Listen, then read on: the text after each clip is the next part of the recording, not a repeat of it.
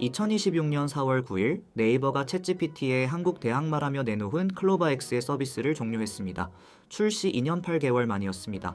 3주 뒤 4월 30일 네이버는 1분기 매출 3조 2,400억, 1분기 기준 사상 최대를 발표했습니다. 그런데 그날 주가는 4% 넘게 빠졌습니다. 한국 최초로 초거대 인공지능을 만든 기업, 한국 AI 1번 타자였던 기업이 1월에는 정부의 AI 국가대표 사업에서 떨어졌고 4월에는 챗GPT 대항마를 스스로 접었습니다. 이건 AI 시장에서 패배한 게 아닙니다. 타석을 떠난 것입니다. 타석을 떠난 자에게는 자리가 돌아오지 않습니다. 회사도 부서도 개인도 마찬가지입니다. 오늘은 한국 AI 1번 타자 네이버가 좌천된 18개월의 그 과정을 해부해 보겠습니다.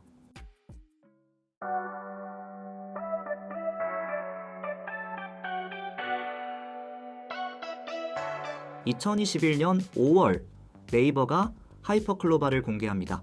매개 변수 2040억 개, 당시 오픈AI의 GPT-3가 1750억 개였습니다. 한국 기업이 한국어로 미국 빅테크의 최신 모델보다 큰 규모의 인공지능을 먼저 내놓은 사건이었습니다. 학습 데이터의 한국어 비중은 6,500배, 영어 중심의 글로벌 모델과 정반대의 길을 갔습니다. 이게 그 시절 네이버의 정체성이었습니다. 한국어로 한국 시장을 지키는 인공지능, 한국 AI 국가대표. 2년 뒤인 2023년 8월 네이버는 하이퍼클로바 X와 그 체험판인 클로바 X, 검색형 AIQ를 잇따라 공개합니다. 챗GPT가 등장한 지 9개월 만이었습니다. 글로벌 빅테크와의 거리는 분기 단위로 좁혀지고 있었습니다. 여기서 짚고 가야 할 데이터가 있습니다. 그 시점 네이버는 돈이 없는 회사가 아니었습니다. 2023년 매출 9조 6천억, 영업이익 1조 4천억. 이듬해 그룹 전체 매출은 10조 7천억으로 늘어납니다. 돈도 있었고 기술도 있었고 시기도 맞았습니다. 한국 AI의 미래를 책임질 수 있는 단 한 회사를 꼽으라면 그건 네이버였습니다. 시장도 정부도 인재들도 그렇게 믿었습니다. 그런데 정확히 그 시점부터 네이버는 다른 길로 들어섭니다. 2024년부터 네이버 실적 보고서의 무게중심이 이동합니다. 검색 광고가 아니라 커머스가 회사를 끌고 가기 시작합니다. 쿠팡 와우 멤버십 가격 인상에 대한 반사 이익, 이른바 탈팡 효과로 네이버 플러스 스토어 거래액이 폭증합니다. 2025년 4분기 커머스 매출 증가율은 36%, 같은 분기 광고 부문 증가율은 6.7%였습니다. 5배 이상의 격차입니다. 같은 분기 부문별 매출을 보면 더 선명해집니다. 검색 플랫폼 1조 596억, 커머스 1조 540억, 격차는 단 56억입니다. 한국에서 가장 유명한 검색 기업의 검색 매출이 같은 기업의 쇼핑 매출에 추월당하기 직전이었습니다. 네이버도 이걸 모르지 않았습니다. 2026년 4월 30일 1분기 실적 발표와 함께 네이버는 사업 부문을 개편합니다. 광고와 커머스를 네이버 플랫폼이라는 한 부문으로 통합합니다. 회사가 스스로 자신을 분류하는 방식이 바뀐 것입니다. 여기까지는 경영자의 합리적 판단으로 보일 수 있습니다. 잘 팔리는 부서에 자원을 더 쏟는 것, 누가 봐도 안전한 결정입니다. 문제는 그 안전한 결정의 반대편에 있는 것이 무엇이었는가입니다. 같은 시기 미국에서는 마이크로소프트가 오픈 AI에 누적 130억 달러를 투입하고 있었습니다. 메타는 매개 변수 4천억 개 모델을 오픈 소스로 풀었습니다. 구글은 제미나이의 회사의 모든 사업부를 묶었습니다. 모두 지금 당장 돈이 안 되는 일이었습니다. 그 기업들이 멍청해서 그러고 있었던 것이 아닙니다. AI 산업의 리더십이 향후 10년의 기업 가치를 결정한다는 계산이 섰기 때문입니다. 같은 시점 네이버의 선택지는 둘이었습니다. 잘 벌리는 커머스에 자원을 더 붙이는 길, 아직 돈이 안 되는 AI에 더 베팅하는 길. 네이버는 첫 번째 길을 선택했습니다. 그리고 그 결정의 청구서가 18개월 뒤 도착합니다.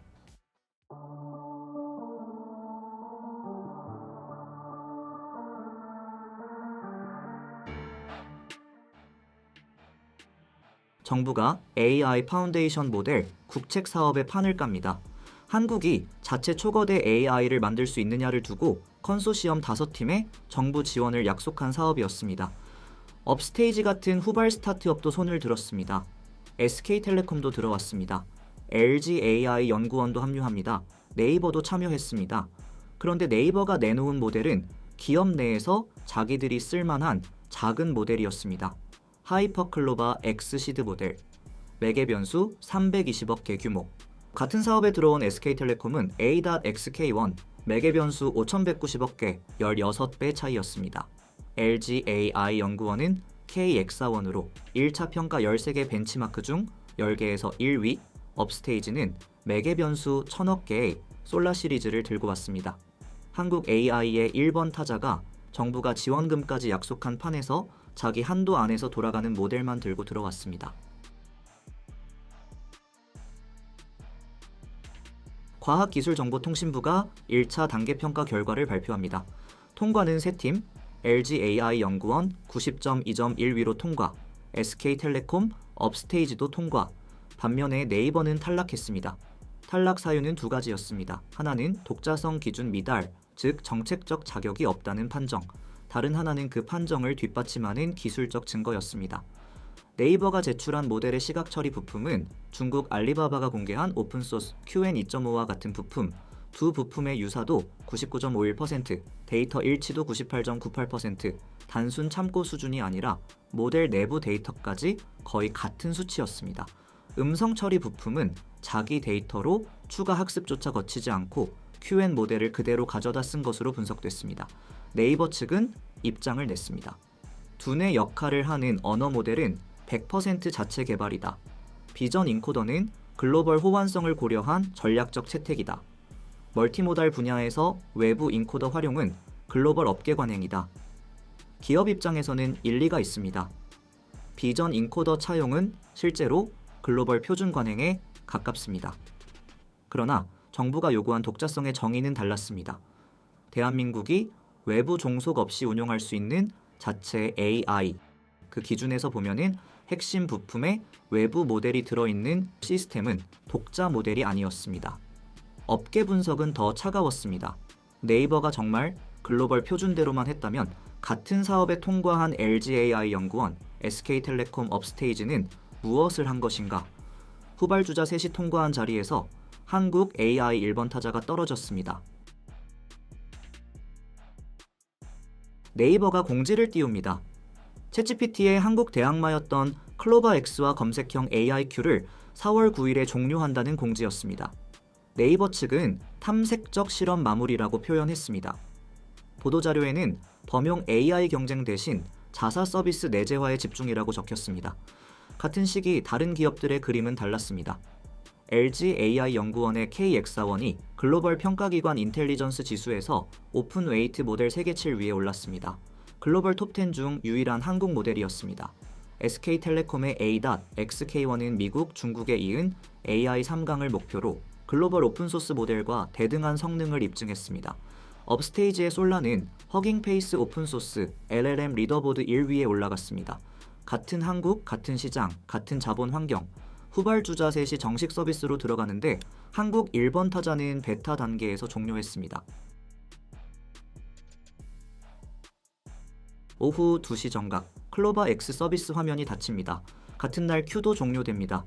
이 자리에 네이버가 발표한 새 전략의 핵심은 쇼핑 에이전트와 AI 탭이었습니다.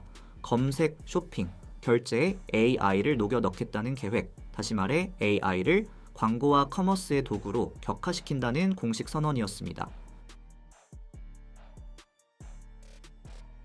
네이버가 1분기 실적을 발표합니다. 매출 3조 2,411억, 1분기 사상 최대, 같은 날 주가는 4% 넘게 빠졌습니다. 지난 1년 코스피는 90% 이상 올랐습니다. 같은 기간 네이버는 16% 올랐습니다. 슈퍼사이클의 모든 종목이 사상 최고가를 갱신하는 동안 네이버는 박스권에 갇혀 있었습니다. 4월 한 달간 11개 증권사 중 9곳이 네이버 목표 주가를 내렸습니다. 사유는 한 줄로 정리됩니다. AI 수익화 지연, 투자 대비 성과 미가시화, 더 이상 네이버를 한국의 빅테크로 평가하지 않는다고 시장이 가격으로 말한 것입니다. 여러분, 이 18개월의 진짜 의미는 무엇입니까? AI 시장에서 진 게 아닙니다. AI 시장에 들어가지 않은 것입니다.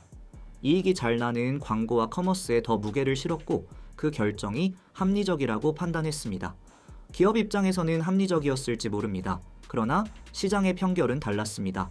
1년간 주가는 16% 오르는 데 그쳤습니다. 같은 기간 코스피는 90% 올랐습니다. 70%포인트 격차입니다.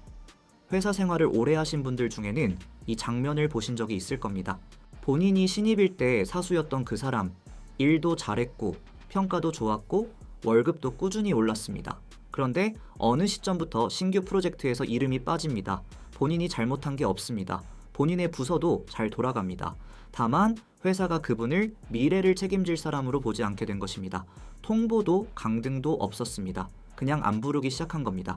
네이버에게 정확히 그 일이 일어났습니다. 한국 AI의 미래를 결정하는 자리에서 1번 타자가 빠졌고 그 빈자리를 1위로 채운 건 LG AI 연구원이었습니다. 그리고 더 중요한 것은 이 좌천이 외부 공격으로 발생하지 않았다는 점입니다. 회사가 잘 벌 때, 매출이 사상 최대일 때 도전을 미룬 결과였습니다. 한 시사 프로그램의 어느 전문가가 던진 말입니다. 진짜 분위기 좋고 돈 많이 벌고 투자도 많이 들어올 때, 그럴 때 진짜 한국이 할 수 있을까 싶은 AI 분야의 거대한 도전을 했어야 되는 것 아니에요. 이 질문은 네이버에게만 던져지는 것이 아닙니다. 잘 나갈 때 도전을 미룬 모든 회사, 모든 부서, 모든 개인에게 던져지는 청구서입니다.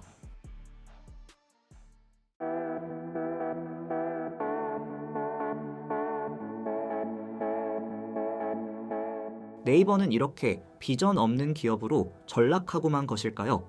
그렇지 않습니다. 짚고 넘어가야 할 것이 있습니다.